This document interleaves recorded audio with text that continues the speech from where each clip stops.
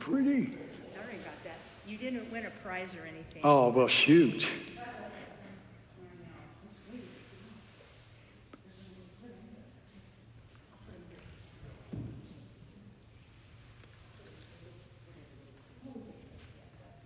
Sorry about this, Mom. What are you doing? I forgot that we're online right now. My bad. Are we? Yeah. Oh, Sorry, Don. Sorry, audience.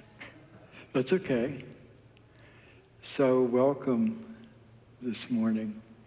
I'm glad to see you all here. There's any number of other things you could be doing other than being here because it's such a beautiful day, and obviously there are a lot of people doing that. but you chose to be here, and thank you. Some of you have come a distance. I was just talking to Aaron. He came from Chillicothe. It's his first time here. I hope you don't mind my pointing you out. So thank you for your coming here. And know the fact that you are here creates a great deal of merit. And merit in the sense of opening yourselves up to the possibility of awakening. So thank you. Thank you. There's all kinds of reasons to celebrate today. Father's Day. I was reading in the Columbus Dispatch a note or a little message from Jerry Revish, who is a journalist, a retired journalist. He said to all fathers, he said, be a loving man. So to all those who might be fathers here, and it's not just biological fathers, are we talking about? We can be fathers in different ways. Adoptive fathers, fathers who take other people under their wing and help them. So he's advising us to be loving men. Don't be afraid to express that love, he says. Don't be afraid to show your vulnerability.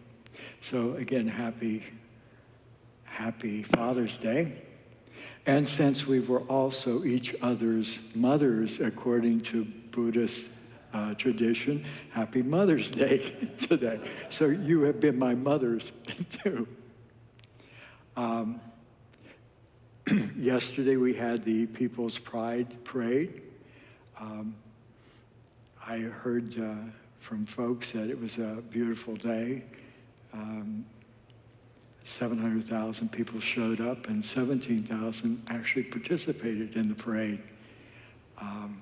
There was a fellow quoted as saying that there was a lot of joy in that moment, but also a time for reflection. So again, we can celebrate that. Then tomorrow is Juneteenth Day. And there's lots to celebrate there too. On national radio, NPR, they said the celebration, I liked what they said. They said it's a jubilant celebration, but it's also a sacred lament because we lament the original sin of this country. And we need to work to redeem ourselves from that original sin. So there's already 3 holidays to celebrate. And finally, we have Sawa Dawa. And that is basically a celebration of the Buddha's life, his birth, his enlightenment, and finally, his parinirvana, his passing from this life. And we're here because of that life. So, lots to celebrate, and thank you for being here.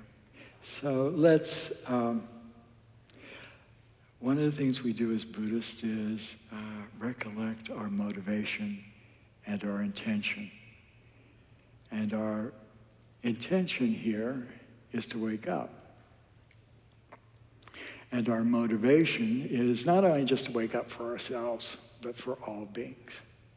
So we have a ritual thing we do say together, and it is the refuge prayer. And so we'll say that twice in English, and I'm going to do something that I've never done here in the new building. I'm actually going to try to chant, and I'm horrible, so just don't be careful about that. So let's say it in English twice. In the Buddha, the Dharma, and the assembly most excellent, I take refuge until I reach enlightenment. By the merit of generosity and other good deeds, may I achieve enlightenment for the sake of all beings. To the Buddha, the Dharma, and the assembly most excellent, I take refuge until I reach enlightenment. By the merit of generosity and other good deeds, may I achieve enlightenment for the sake of all beings. Sanjay Chidang Sakchi Chugnam La Janshi Badu Dagni Kyap Suchi Daji Jenso Ipe Sonam Ki Drola Pinchir Sanjay Chupaso Padin Sawi Lama Rinpoche Daki Chiwa Preta Jenpa Kajaja Kunsum Tuki No Drip Sadhu. So let's begin by keeping a big mind, meaning a mind open to reality, to the truth. Let's have a happy mind. We've already seen 4 reasons to celebrate, to be happy. And one of the biggest reasons is the fact we're alive. We woke up this morning. We have one more day in which we don't have, and we don't even have that promise, do we? I was just talking, we're getting older, 75. My gosh, how are we doing that? And the fact is, we are still have our minds. We wake up every morning with our minds. And that's pretty fantastic. So we have a big mind that's open, a happy mind, we're alive. And finally, a grateful mind. We're here. We can experience the truth, the Dharma, and we can contemplate it, and ultimately on a day-to-day basis, we can integrate it into our lives. So we're very lucky, we're very fortunate. So as advertised, we are going to do one of the prayers for Sawa Dawa. Lama Kathy and I have consulted earlier, and we've decided that we can shorten it today. We were going to do 3 or 4 of them, and we decided we could pare that down a bit. We've already celebrated on Tuesday, I believe it was, Sawa Dawa, so this is just an extra added bit. So if you'll take out your red books and recite with me. And we're even going to go shorter with this prayer. It starts on page 40.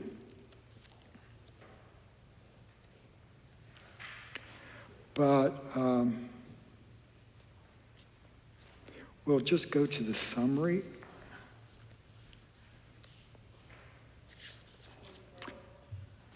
'44, yes. And it is you might say, the 3rd stanza, beginning when he. Everybody there? Okay. So like my 1st grade teacher used to say, speak with your outside voices here.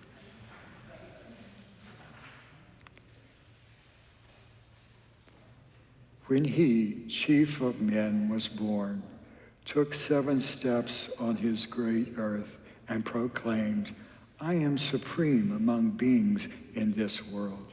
To him, the great wise one of that time, I prostrate. He who first descended from Tushita's God's realm, entered his mother's womb in the royal state, and was born as a sage in the Lumbini garden. The Blessed One, God of the gods, to him I prostrate. In the royal mansion, he who was worshipped by 8 nurses, among the Sakya youths, he demonstrated his athletic skill. And Kapilavastu, he accepted Gupa in marriage. The unequaled body in the 3 worldly existences, to him I prostrate. He who showed sadness at the 4 gates of the city, cut off his hair at Namgad Stupa, and practiced asceticism at the bank of the Nirajana. To him who is free of obscurations, I prostrate. In Rajira, the sage subdued a mad elephant. At Vaishali, a monkey offered him honey. At Magaga, he attained enlightenment. To him who is shining with wisdom, I prostrate. At Varanasi, he turned the wheel of Dharma. And at the garden of Jeta, he exhibited great miracles. At Kushinagara, he passed away into nirvana. To him whose mind is like space, I prostrate. Thus, by the merit of praising the deeds of you, the Blessed One, the master of the doctrine, may the activities of all the beings also become equal to your deeds. May we all become very like the body of the Satchikan Buddha, and may we have retinues, life extent, Buddha field, and excellent signs similar to his. By the power of praying and offering praise to you, in the area where we are residing, may the sickness, poverty, and wars be pacified, and may Dharma and auspiciousness increase. May there be the auspiciousness of the longevity of the doctrine, with Buddhas appearing in the world, the doctrine shining like sunlight, and the development of prosperity of the doctrine holders, teachers, and disciples. Thank you. So there was one part to that prayer that sort of threw me off. Monkeys offering honey to the Buddha.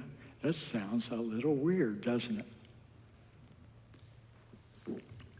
It's not one of the 12 deeds, but it's one of the miracles that is supposed to have occurred at the time of the Buddha.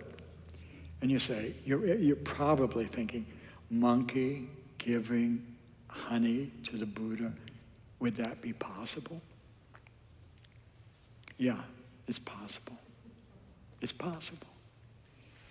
When I was in India in 2016, I had the great privilege of going to Rajira, Vulture's Peak. It's a beautiful place where, according to the Mahayana, the Buddha gave the teachings on wisdom. Well, as you're going up the mountain to where Vulture's Peak is, there are signs all over the place. Watch out for the monkeys. Don't feed the monkeys. Stay away from the monkeys. So they're all up the mountain. And there's a good reason for that, because as you're going up the mountain, these monkeys will descend on you. And if you have food in your hand, they'll take it away. And if they don't take your food away, excuse my expression, but they'll pee on your head. So, I mean, there's all kinds of things going on there. So the fact that a monkey would give, instead of being a pesky beast, would actually give the Buddha something to eat is pretty astounding. And what we can take away from that is that beings who approaching or are enlightened create a pacified environment around them. A few years ago at Karmi Ling, which is where Lama Kathy and I did our 3-year retreat, I was walking with Lama Karma Dudro, and we were watching these, I don't know if they were ravens or crows, but there were a bunch of birds in the sky, and they were dive bombing a particular bird that looked like one of them.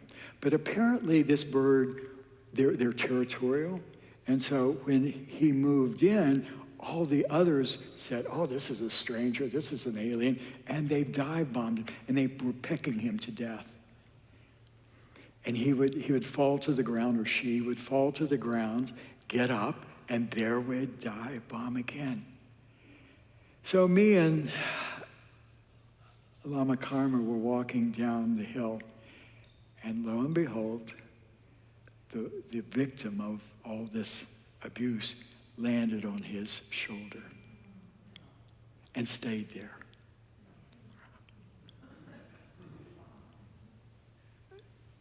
I don't know that you know Lama Karma, but he creates a very pacified environment. And the bird came and sat on his shoulder. And we escorted him down to the Lama house. And at the Lama house, we called the wildlife folk, and they came, picked the bird up. He was very badly damaged. And they took him, and he became well. And from what I heard, they kept him there at the wildlife refuge because they feared putting him back in, the same thing would happen. So I tell you this story to tell you that a monkey giving honey to the Buddha does not sound so far-fetched. People create pacified environments.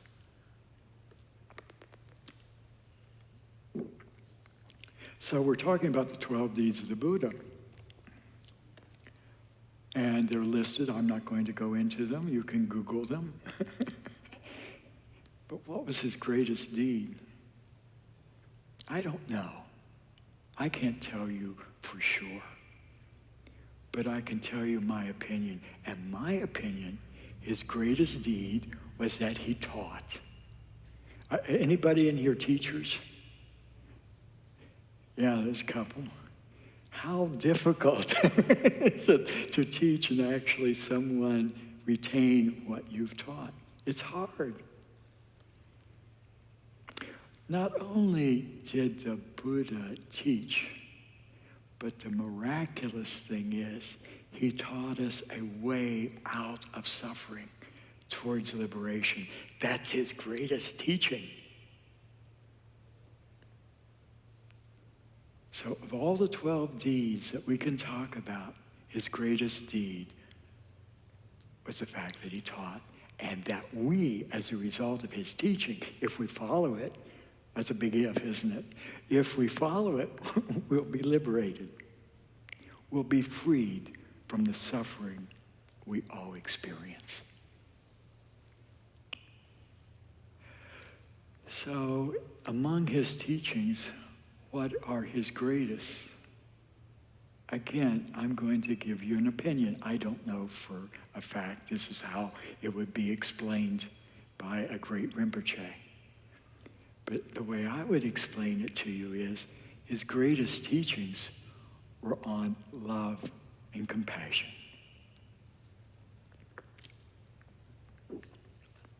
Loving kindness and compassion. What's loving kindness? It is simply the kind regard that we have for one another and the wish that you be happy.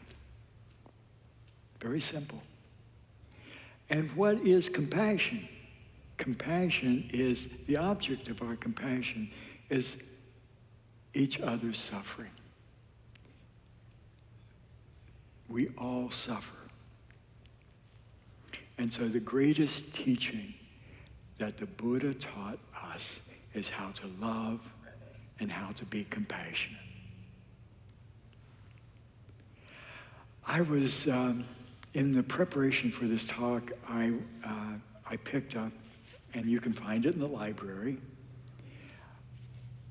a little, tiny little book, little spiral-bound copy of a teaching, Khenpo Karthar Rinpoche, who is our teacher, who founded this center, whose inspiration created this place.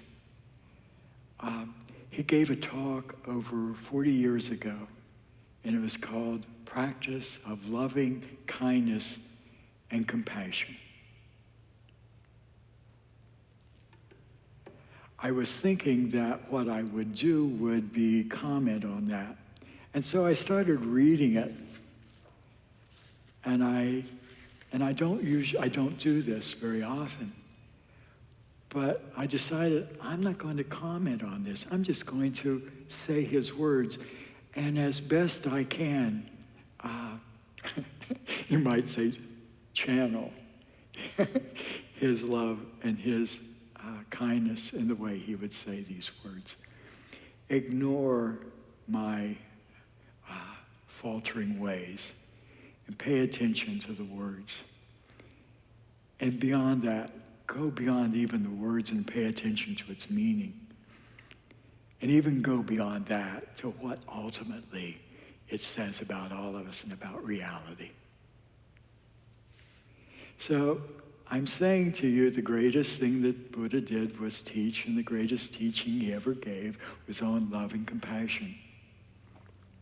And so 40 years ago, Khenpo Karthar Rinpoche said, loving kindness and compassion play such an important role in the Buddhist approach to spirituality that one can say that genuine practice of all the Dharma is based upon the development of these qualities.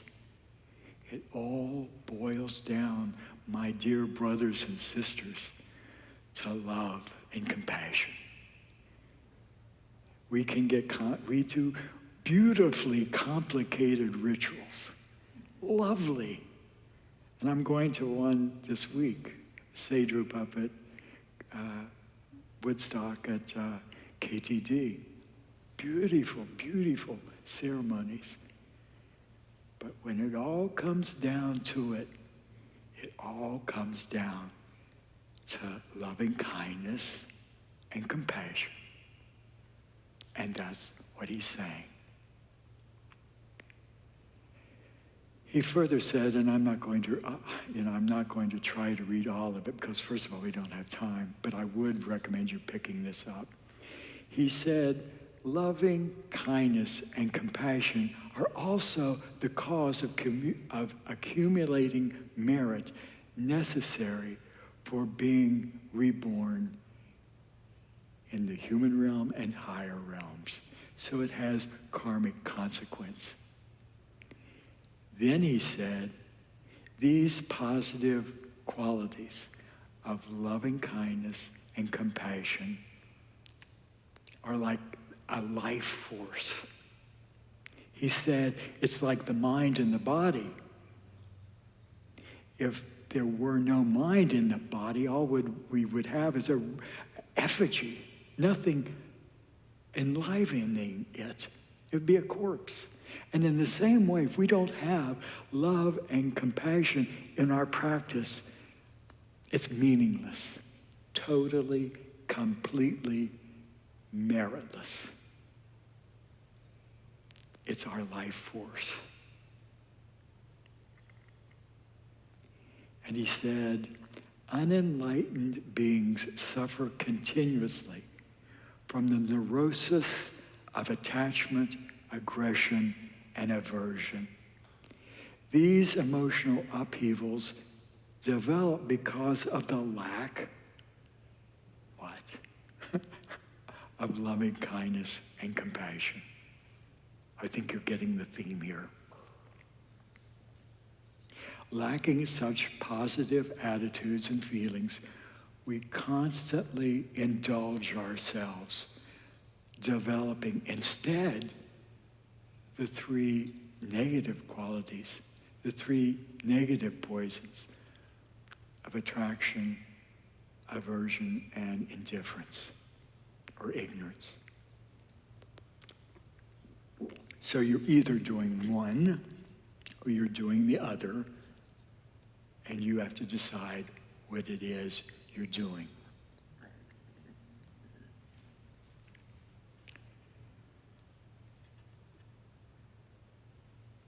I'm going to finish about 15 after because I want to allow for questions, and I want you to think about what's being said, visualize what it is you think is being said here. I want you to feel what's being said, and I want you to try to grasp hold of what's being said. And if it seems ungraspable to you, I want you to ask questions about it.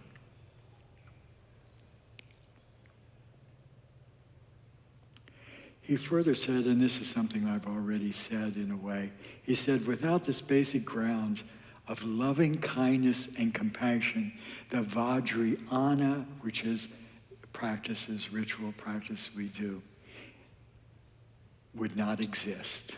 Boom. And the interesting thing about every Vajrayana practice, and I'm talking about Chenrezig, Green Tara, so forth, we always begin with refuge and bodhicitta. I don't know ever of beginning a Vajrayana practice where that was not done. So without it, it's meaningless.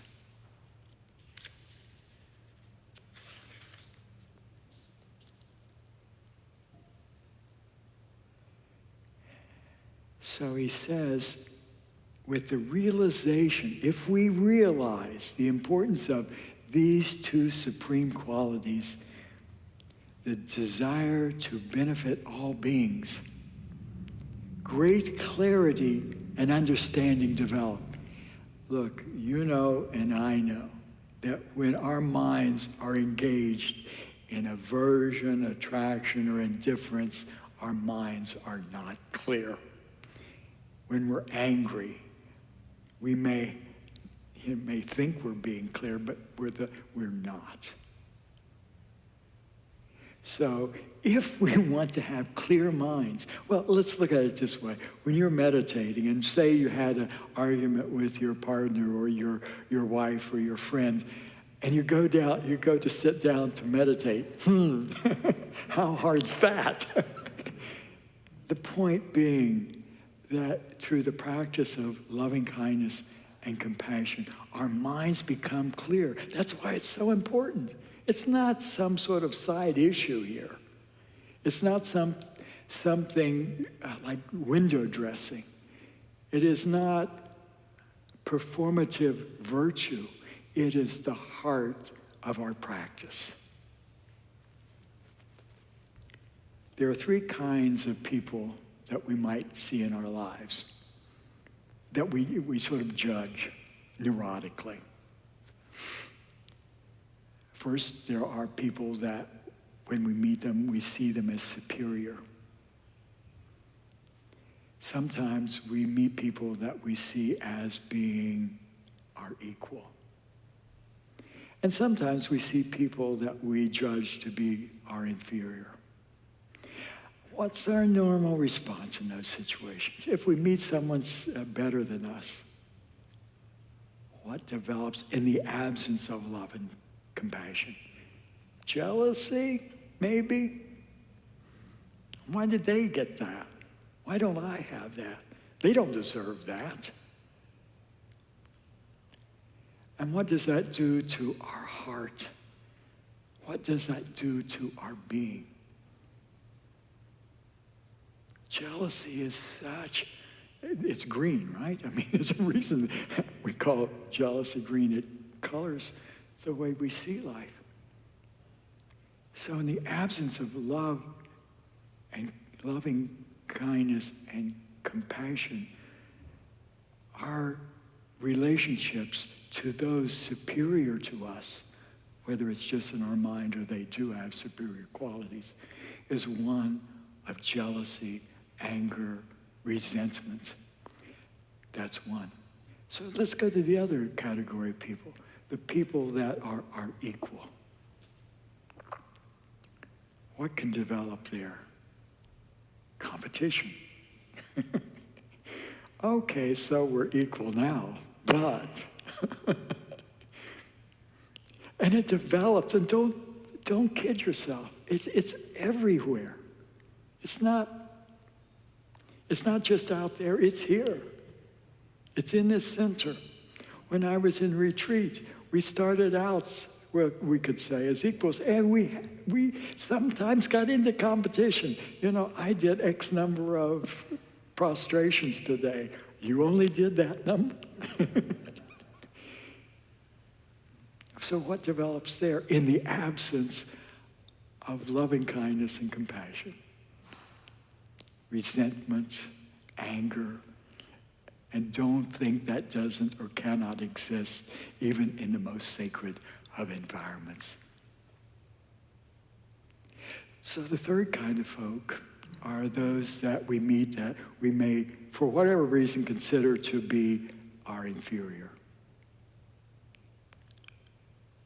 And what do we do with those kind of folk? Oh, you know, they can be dismissed.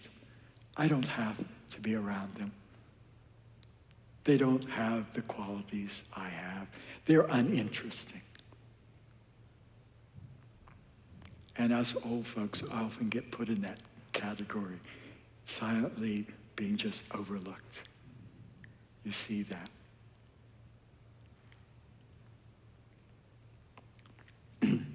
Yesterday, the mother of Ray Beach, who was a very devoted member of our Sangha at one time, came to our center. Ray had just passed, I think it was in February. His mother came along with, I don't know if it was his father, but a friend came along with him. They were at the head of the steps, the top of the steps here. And Jolene, I'm going to use you. I hope you don't mind my... The man that was accompanying Ray's mother seemed to have some balance issues. And Jolene, she doesn't like me pointing her out. She's a very humble person, will be upset that I even mention her name. But Jolene, he was standing at the top of the steps, and he probably had some balance issues. And with a very simple gesture, she went like this to the man, saying to him basically, come away from the top of the steps, you might fall. Very simple little gesture. But everybody else standing around was not mindful of this gentleman, this elderly man. What I am telling you, brothers and sisters, is it's not the big grand gesture that counts so much. It's in each moment being aware of and attentive to other beings and offering the simple gesture. Come away from danger. It's that simple. But how often do we do that? I was talking to Tim yesterday, and we were talking, well, how do we practice? How should we practice every day? And how we should practice every day is recalling, being mindful of what it is we should adopt and what it is we should discard. The man was old. The man was, from the worldly standpoint, someone we didn't have to bother with. And probably out there in the world, he would be overlooked. But I am happy and privileged to be in a place where there is at least one person that knows the graceful, loving, kind gesture to bring him away from danger. Conversely, there is always the possibility that we will meet up with people that are aggressive and angry. The fella that Jolene ushered away from danger could have just as easily as said, "Don't bother me, leave me alone. I don't need that." He could have done that. He didn't, he was very grateful, but he could have said that. Would that have made Jolene's gesture any less graceful, any less meritorious? I don't think so. So when we meet up with people that are problematic, that might yell at us, might be sort of crappy with us, abrupt, angry, think of it as if you are, as Rinpoche says in his teaching, think of it as if you are standing at the precipice of a canyon. You can jump in and get angry in return. You can do that. But you fall off into, and I'm going to use another analogy, you fall into a rabbit hole. I'm mixing metaphors there, but you get the point. The only way you and I are going to avoid falling into that canyon of anger, the rabbit hole of resentment and anger, the only way you and I are going to avoid that is everyday practice. Practice. Doesn't mean you do it perfect. We won't always have the graceful gesture that brings people away from danger. We won't always have birds flying down on our shoulders. We won't always have monkeys giving us, honey. But I assure you that every time you show that graceful effort to be kind to another being, the next time someone is disrespectful, angry at you, you won't fall into the rabbit hole, you won't fall into the canyon.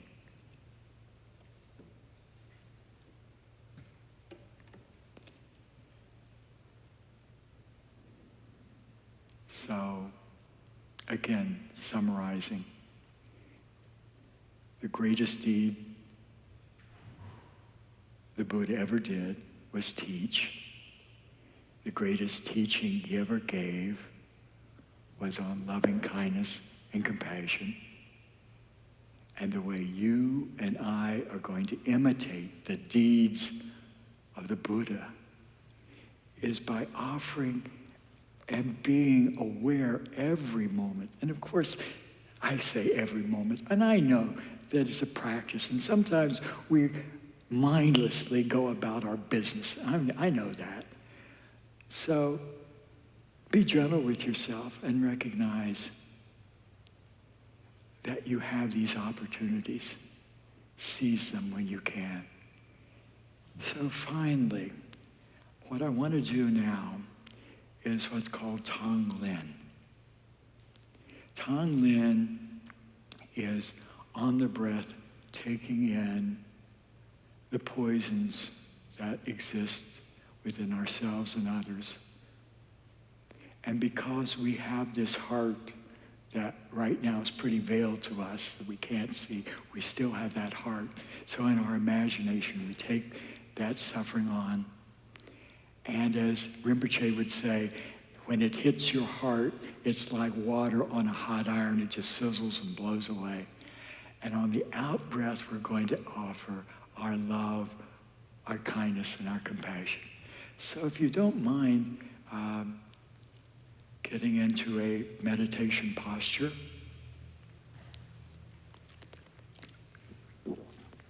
Most important thing to a meditation posture is having a nice straight back. Everything else is less important. But the back nice and straight. And if you're sitting in a chair, it's good to keep your back away from the back of the chair so it's nice and straight.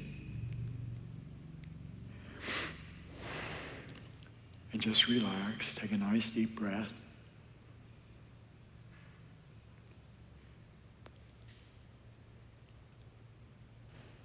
And visualize for a moment yourself and all the acts of unkindness and lack of compassion or indifference that we display daily. Breathe it in the form of dark smoke. And breathe out what you have but don't realize, your love and your compassion for yourself. So it is recognizing you have these qualities. Don't deny it. Don't run away from it. It's okay. But don't do as we usually do, fall into some sort of self-hate.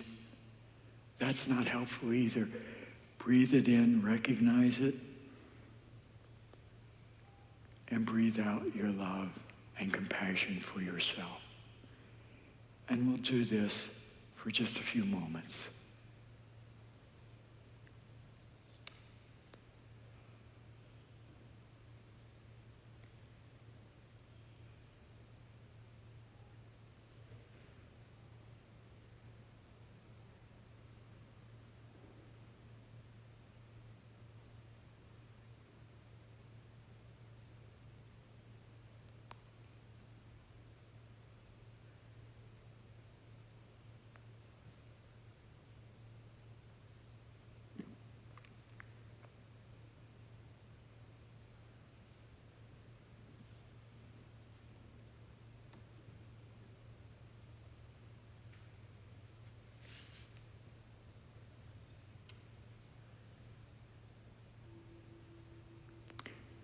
Now, what I would like you to do is to think of those in your immediate environment who suffer, just like you. And maybe even you've jumped over the precipice, gone down the rabbit hole with them, gotten angry about something. But see their suffering is just like yours. Take it in the form of dark smoke. And breathe out your love that you really truly do have. And your kindness, your loving kindness, you really do have it. Give it to them in the form of bright light.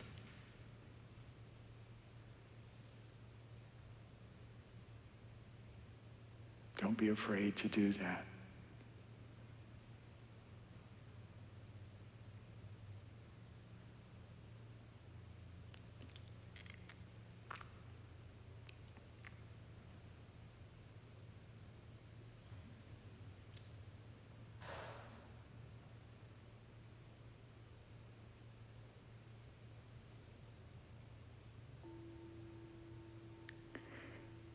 Now what I'd like you to do is to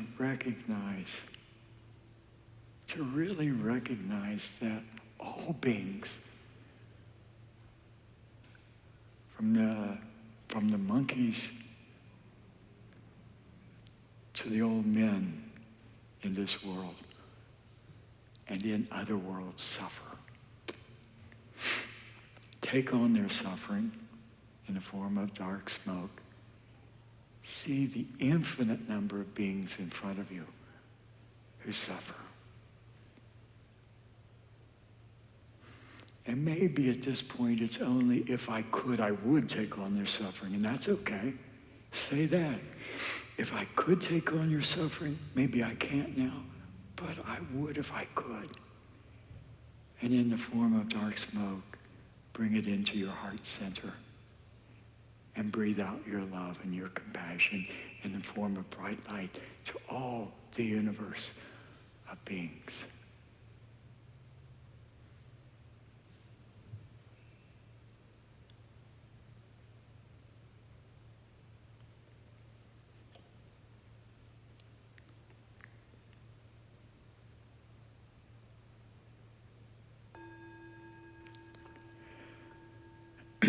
So now just rest and think something beyond what is me, mine, and I. For just a moment, try to transcend that in a relaxed way. Just relax.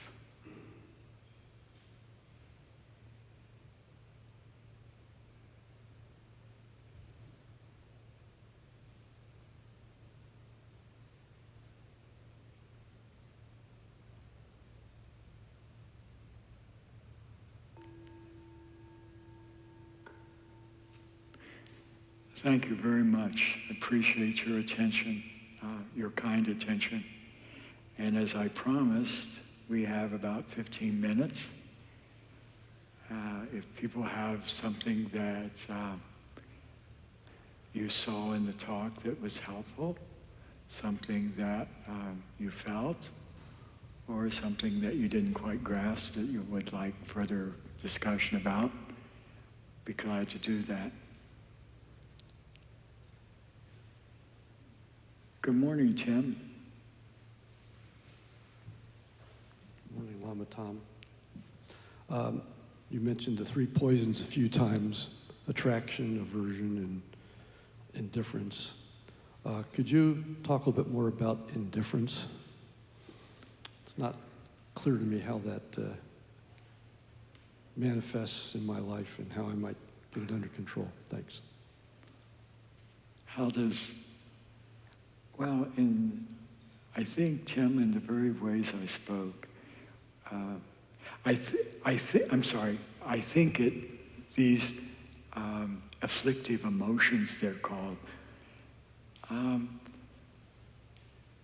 manifest in the very ways I spoke about.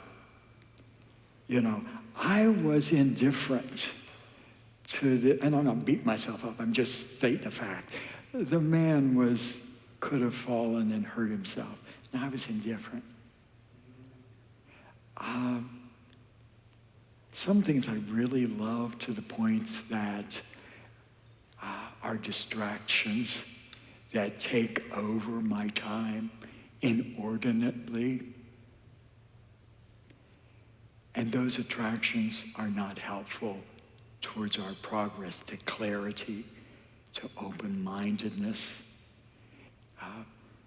We live in what's called the desire realm, and good grief, there are any number of possibilities here for us to get sidetracked on, and we all have our favorite flavor.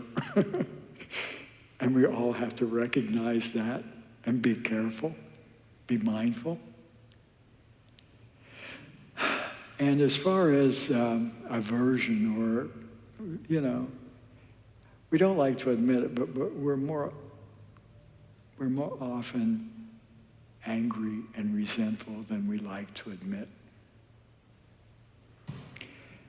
Indifference it sounds not as bad as the other two, but it is. In fact, it is the roots of the other two in some respects. So I think, to answer your question as best I can, they manifest in the way we act and the way we think. Sort of like that.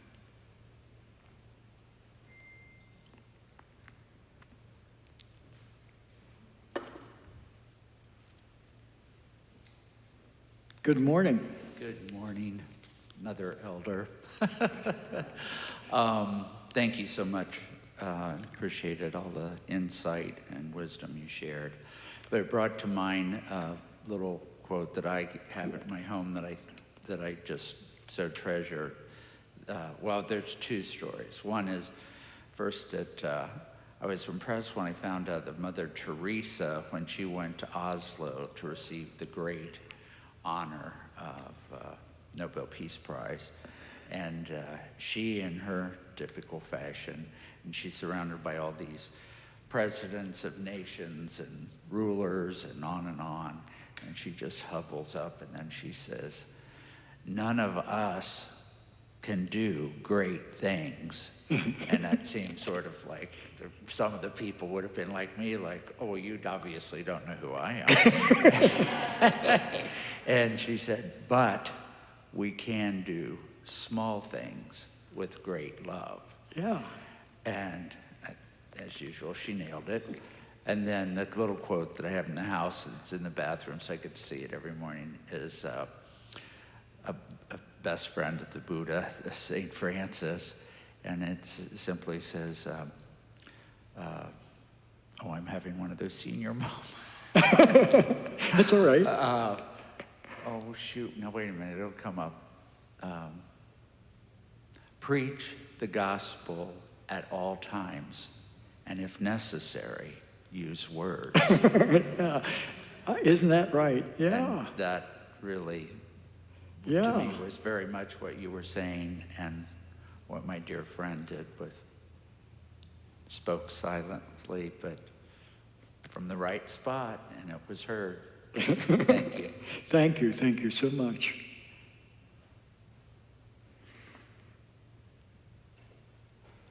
Other thoughts or questions or curiosities?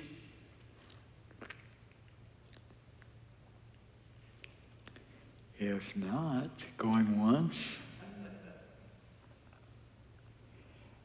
Again, I want to thank you so much for being here today and coming from distances and taking your time out from other things. So I appreciate that. So let's say the prayer, the dedication prayer, dedication of merit.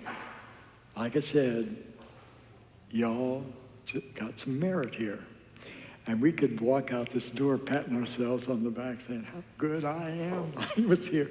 And that's not the point, is it? The point is, as a result of our being here, we're a little bit more open when we go out that door and into the world to the possibilities, the infinite number of possibilities to show grace, loving kindness, and compassion. That's what this is all about. It's not about patting ourselves on the back. So, by this merit, may all attain omniscience. May it defeat the enemy, wrongdoing, from the stormy waves of birth, old age, sickness, and death.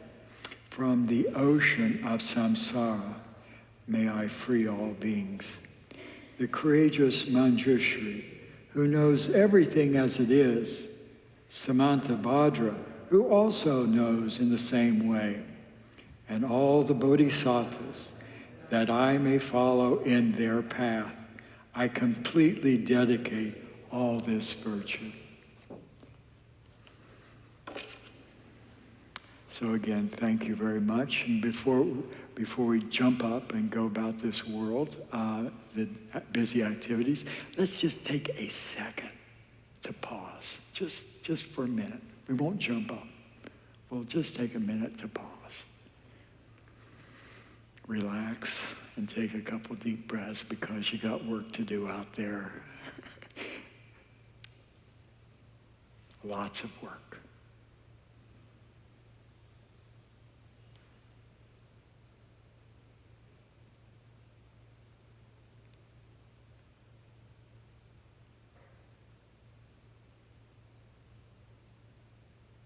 So my prayer is that you courageously, in the next week, offer small gestures of love and compassion to the most unsuspecting of people.